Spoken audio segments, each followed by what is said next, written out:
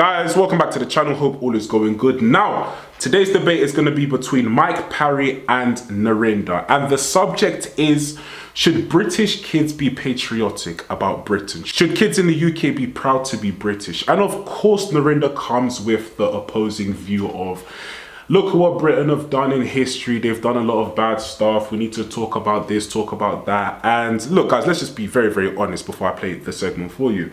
Every nation around the world has been involved in questionable things, bad, evil things, and good things. Let's just be super honest. If we're going to talk about Africa and the slave trade, I've said it many, many times on this channel. If you want to talk about the slave trade, you have to start with the Arabs, and then you have to move on to the Africans. But for some reason, we just kind of skip that out. We don't want to hold Arabs or Africans accountable. But the British straight away, we're going to hold you accountable. We're going to hold America, Belgium, Portugal, Spain. And that's not how it works. That's just having selective energy. If you're really serious, you'll start from the beginning. But we never ever hold any Arab nation accountable.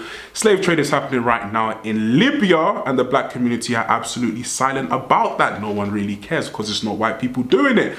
If it was a white person that was doing it or a Western country, then we would have a lot to say. But BLM is missing in action when there's an active slave trade right now in Libya. But anyway, guys, that's a conversation for another day.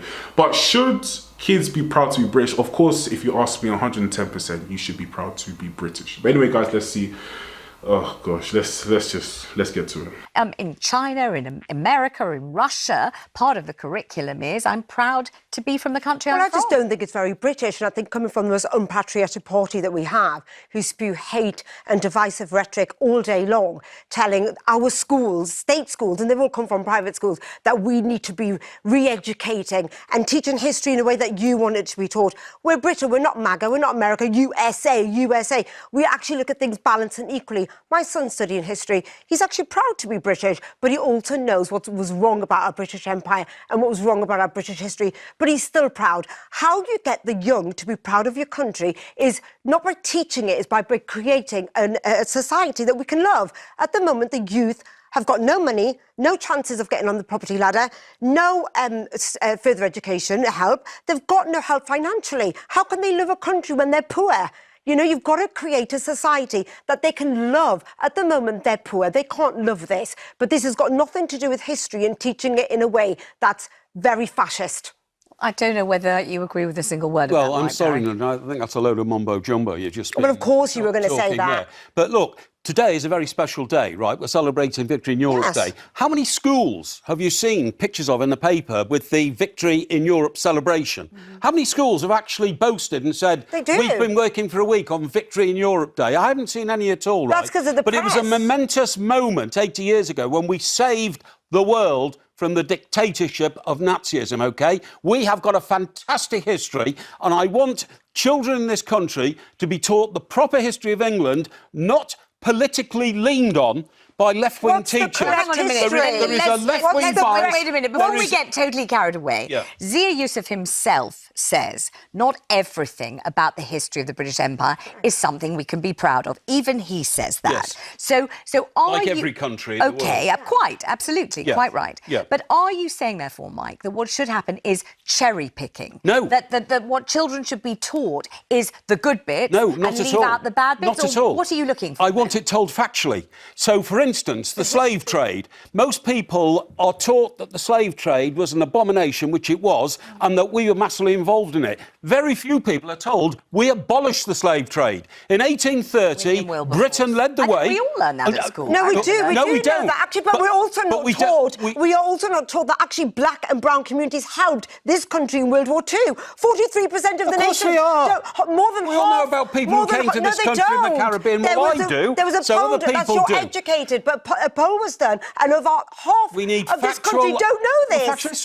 Look, black and brown people died for this country. Well, let's take a call. People don't know. Let's talk to Jean. Jean's on the line in London. Our empire was magnificent. Jean, do you feel as if children, young people, need to be taught a different spin, you might say, or a different side to our history? What do you think? Well, if I can get a word in edgeways... Well, I'm asking you, Jean, and I'm determined you will. I think we should be taught to be proud of our country, because the Americans have always been proud of their country. I worked in America for a while, and if you dare to say anything against America, you really got a verbal bashing from people around you. You didn't dare to say anything derogatory about America. And they were the last people to abolish the slave trade. Mike is right. William Wilberforce came in with a few others and spoke in Parliament about the atrocity of slavery. And by the way, modern slavery is still happening today, not by Britain, by other countries are practicing modern-day slavery. Yes, I agree. Why don't they get it in the you know? Why don't they get a mouthful of verbals? Why do we tolerate? Sorry guys, just very quick, I'm not going to keep pausing the video. It's like I said, they don't get in their ear because it doesn't go with their rhetoric. It doesn't go with their ideologies. They don't want to hold Arabs accountable. They don't want to hold the left. Don't want to hold, and even the establishment, they don't want to hold Arabs and Africans accountable. No, you know, it has to be, you know, the white man's fault.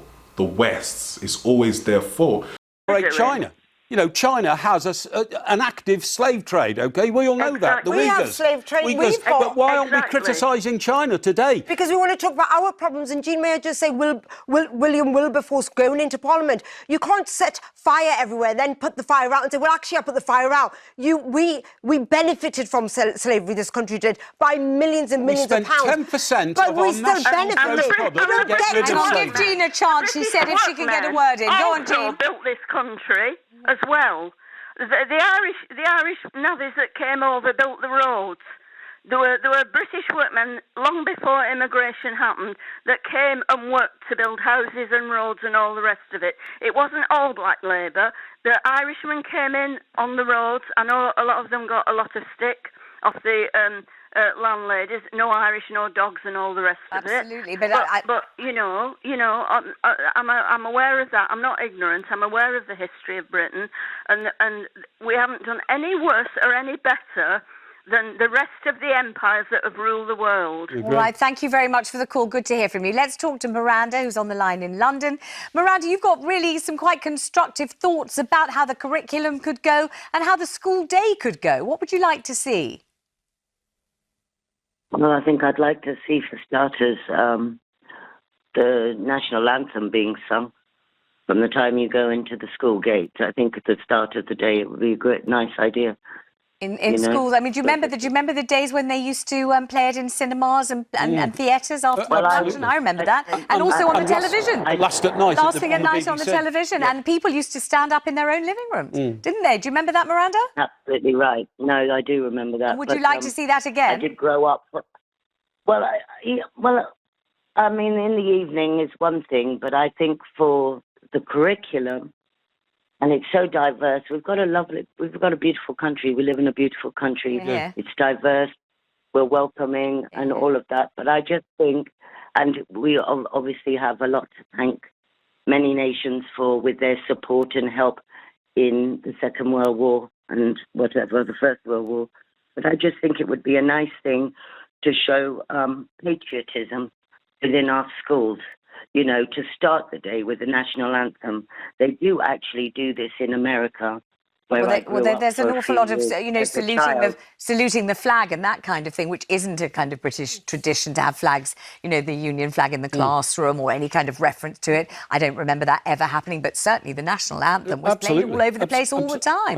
Absolutely. You see the Union Jack in Northern Ireland more than you see it on the mainland because they feel more proud to be part of the United Kingdom than people I don't think do. it's because Brits don't feel proud. I just don't think it's very British. We just don't. We find it a bit naff. We find it a bit corny to be saluting we should be flags. Proud of our great country. We've done great things. We're not we exported civilization around the world. Oh my God, that sounds the British exported civilization around the world. I'm telling you, you go anywhere in the world now, look at their legal systems, and you'll see courtrooms which are just like the Old Bailey. We didn't. You exploited the world. It seems to me, if anyone cares what I think, it seems to me that what we need is an even-handed curriculum where not only do we own and take responsibility for the things that we did around the world that we are not proud of, so the oppression and the pillaging and the slavery and all those things, which certainly are part of our history, but also we own the good things that we did. But we're talking about remoralising the youth. It's not a yes and no. It's what both, about isn't the it? Industrial Revolution, which triggered the capitalism around the world? The youth don't care. The Industrial Revolution in this country is the reason why the world is so wealthy today. Mike, it started here. Young people need to care about is their future,